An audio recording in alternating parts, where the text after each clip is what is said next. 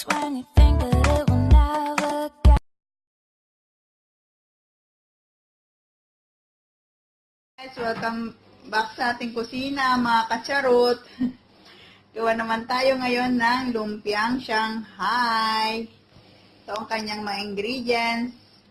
Ang ating minced pork, minced celery, carrots, spring onion, sugar, cornstarch, ang ating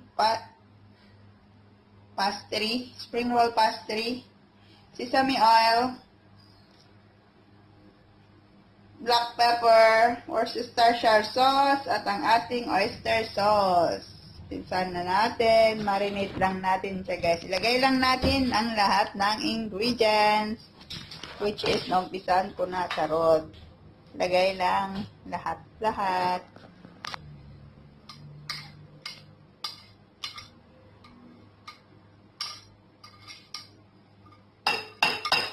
Charot. Yan natin siya ng oyster sauce.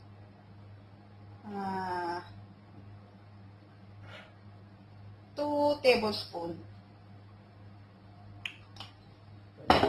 Sesame oil.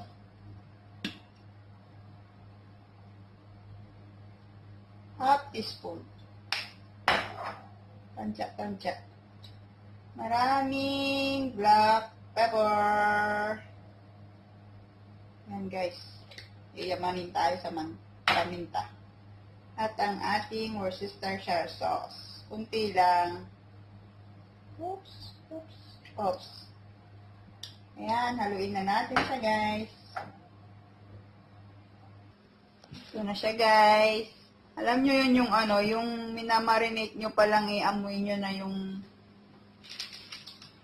parang ang sarap, charot. Ayan guys. Tabi lang muna natin siya sa ref for 20 minutes saka tayo magbalot. Ayan guys, magbalot na tayo ng ating lumpiang Shanghai. Ganon. Guys, I forgot to tell you, naglagay din ako ng minced garlic tsaka minced shallot. Oops. Ayan. At yun, magbabalot na tayo.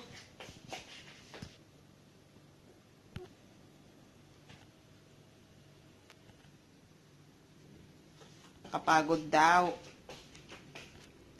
Yan guys, basahin lang natin yung dulo niya para kumapit. Ito na siya guys. Gawin ko lang lahat guys. Balikan ko kayo later.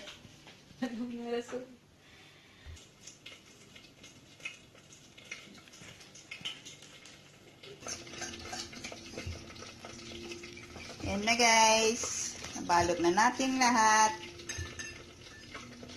Oops. Yan. Tabi mo muna natin siya ng mga 10 minutes saka natin iprito. Balikan ko kayo later. Ito mode na tayo.